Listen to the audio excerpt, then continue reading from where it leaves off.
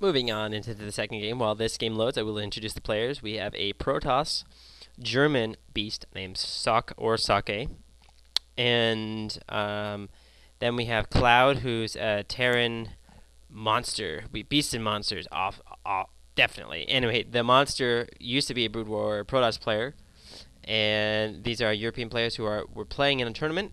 I believe this was the best of three because there were two games, and I hope that actually probably gave away the ending of this game. I realize that. I do apologize if you saw the first game, but this will be game two on Zelnaga Caverns. Here we have the upper position on this map. We have Socke, and then Cloud at the lower position. If we look at the APM tab, again, it looks like about 400 APM right now for Cloud, and less than 100 for Socke. But Sokke's APM, and I'm sure, is much better than 100. He's just choosing not to spam like some players do, and the APM does decrease over time to probably about 150, 200. Some players, like in the midst of, some players can be really good, like 250, 300, but I'd say like White Roz is about 120, 150 when you look at the replays. So yeah, you can actually do quite a lot with just like 100 plus. And so yeah, if your APM is below 100, you might struggle in certain parts of the game where it's required for you to do a lot of things at once. But anyway, going back to the game, looks like we have a nice position for this supply depot. Players like to put it here, excuse me, so they can lift up the depot, and zealots won't come in. And I hope I know what I'm talking about. I'm not actually a Terran player, but I've seen many people do this before, and I assume that that's what it's there for. Often, like, when you see supply depots out here, they can be vulnerable to drops or to like banshees and stuff. But we don't. The Protoss arsenal does not have anything like the Banshee. They do not really have. Even drops are hard to get when you're a Protoss player because warp prisms are 200 minerals, and then you have to get a robotics bag, which is 100 gas. And if you're not a robotics player, like I'm not, it's kind of hard to get a warp prism. Plus, they're very, very fragile. But medevacs have multi-purposes, like they can heal units and be dropships, whereas warp prisms, they can just carry units and warp them in, which theoretically would be good if you had like 5 or 10 warp prisms around the map. That's like 5 or 10 mobile pylons. I think we've yet to see the real full use of the warp prism. And that's just a little aside there. And now back to the game. Cloud is almost losing its SCV, was on patrol. But fortunately, he is looking at the minimap. He is aware of what's happening. And again, from Socke, we see nice pylon dispersal, different parts of his base to not only put his buildings in different positions so that it is more difficult to scout, it is also good for spotting against drops. Let's go to the production tab, and it looks like concussive shells on the way, and that first stalker out. Cloud securing this Zelnaga tower, and each Zelnaga tower, the closest, is taken by either player, and looks like, yeah, Cloud is going to retreat a little bit, go back into his base, and this probe, very that was a good timing for that probe to move out, because it would have been taken out if he had moved here and those units were there.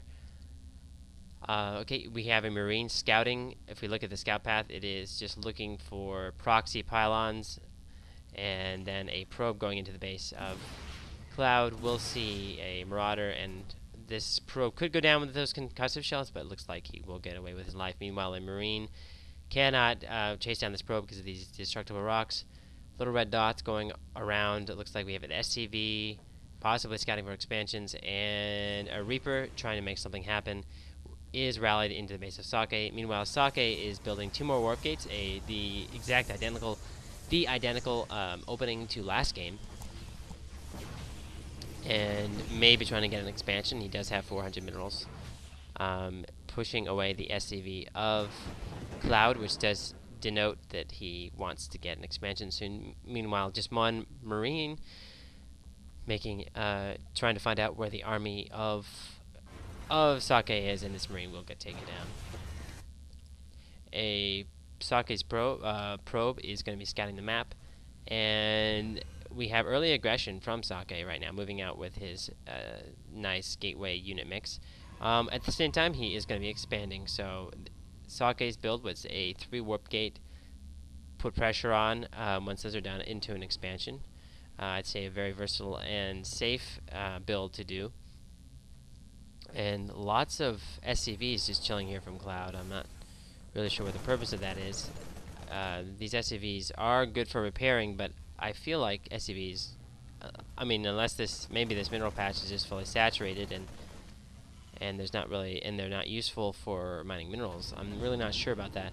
But they will absorb quite a lot of damage. Like, this is an impenetrable bunker fortress right here. I would be wary of going up. And if we look at what Socke sees, he sees one bunker and that's all. Let's stay in his cam and see how he decides to react when he goes up the ramp. Presumably he will go up the ramp at some point, or he could just be trying to pin his opponent down, but I think that, okay, here we go back to the everyone cam. Salvaging one bunker and building another bunker, and possibly in a different position. I feel like Cloud is pinned right now, but he could... No, it might be a little bit too dangerous to push out. I changed my mind. Let's go to the production... I was going to say production tab, but let's see what Socke is producing. An observer does have the robotics bay. Will he put down a robotics facility? That may come now that he has 2 bases up and has plenty of gas for Colossi. And from Cloud, a starport on the way. +1 upgrades, and just continue to build Marauders and Marines, or that bio army. 1 missile turret that will spot the observer, which is right here, coming from Socke. And although Socke's army is right here, I don't think he's really putting on that much aggression. I almost feel like this army, the longer it sits here, the more vulnerable it is, because Cloud is macroing up, getting a bigger army. And Socke is not choosing to reinforce that army. In fact, he has an auxiliary army right here, which isn't reinforcing. We have a scouting factory going across the map, and an observer will come in. Will it be scouted? Will the scan go down? Does Cloud see the... Does he see it? You can see like a little tremor, an invisible tremor. No, but he will just send out this medevac and... decide to put it down on the low ground. Oh, and yeah, he did see the observer. Now it's picked off, and Socke does react by bringing his army up, and almost abandoning those Marines. No, Cloud decides to engage this force, brings his bio army to the ramp, and I'd say that was a fairly even exchange. The factory going out to scout and seeing what's going on. We have Colossi. Excuse me, I am burping. We have Colossi on the way. So rude to burp.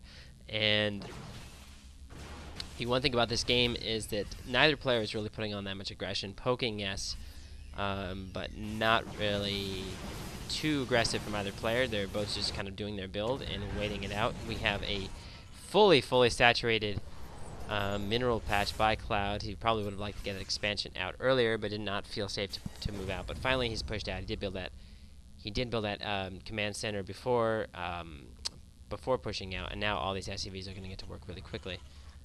We have Thermal Lance on the way, and another Colossus, if we look in the army count, a Combat Shield, and a Raven on the way. So finally, some good starport tech from Cloud.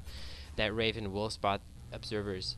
And Socke is scouting the map for expansions. Look at that probe. They're very vigilant and persistent in scouting the map. Even a pylon here just to do some warp-ins, and here just in case he needs to reinforce his army right there. Marines stimming back home. They were kind of like a reconnaissance Marine patrol. If we look at the units lost, it looks like about even for both players. And if we look at the army tab, because Socke was able to get up an earlier second expansion, I guess first expansion, but second base. He does have 120/95 food, so he's higher in the food count. Will he take out these destructible rocks to secure his third for later? No, he's just going to push out with his army and not bother with the rocks at this moment. Seizing this timing window where He's just gonna poke in. Will he? The question is, will he choose to engage the army of Cloud, or will he do as he did before, just poke in his army and sit there? He is poking in, and Cloud's response is to engage the army, and force fields go down. I don't like Cloud's chances at all with the Thermal Lance. Force fields going down. Those force fields were great placement. Great placement there, and these Colossi are just going to eliminate the Bio army. Meanwhile, plenty of Stalkers will take care of the paltry amount of Vikings. SCVs coming off the line. They will get roasted by the Thermal Lance, and the Raven does put down a point defense drone. Will stay some of the Stalker fire for a little while, but these Colossi are surviving. One Colossi does go down, and the GG from Cloud. GG from Cloud. The final army engagement. That was kind of an exciting battle. I kind of feel like watching it again. We will do so. And if we look at the map, pylons, I love how they're just pylons all over the map from Socke. And anyway, let's go back and see that engagement again, because that was really the only excitement in this game, was that one battle. And let's just see again. Let's even slow it down and see how it turned out. Speeding it up to 4 times, 8 times. And that Protoss ball is coming, if you look at the minimap, and I'm going to pause and slow her down to normal. If we look at the positioning, I just want to see, I'm slowing it down just to see exactly what went on. Some stimmed Marines are moving away, so these Marines are out of position right now. Socke is warping in a unit, but I feel like this is a diversion here from Socke, because his army, if we look at what the vision of the Cloud, he has no idea that this army is coming. And let's see how he reacts once he sees it. Oh, he sees the Colossus shooting. He moves out all of his Marines there, and meanwhile, these Marines, oh yeah, he does move them back and takes out that pylon, but they were a little bit late to the party. Stimming up. Force fields goes down. Now look how smooth those force fields are. I just feel like, oh, it's just so beautiful to see that wall of force fields. You know, it looks easy to do, but when you're in the middle of a battle and things are happening fast, let's look at how fast and accurate he is. I'm very impressed. Maybe I'm just easy to impress, but I like to span the force field, and it's pretty darn messy. Yeah, very, very nice force field placement. Now, these units here, he basically separated about a third of his Cloud's army was put on the one side of the force field. The other side, all these units are pretty much useless right now. Only if we look, 2 Vikings just now on the way. 2 Vikings, not a match for all these Stalkers. And even force field's going down here, but I don't think that force field did very much. These Zealots, even though Socke was kind of surrounded by units, it's just, I think those force fields plus the Colossi did way too much damage. And I guess that's obviously not a position you want to be in when you are a Terran. You want to, you know, I feel like if there were no sentries, you know, he could have surrounded Socke much better, and if he had a few more Vikings. But it did not turn out that way. Also, I think that the army count of Socke was much bigger.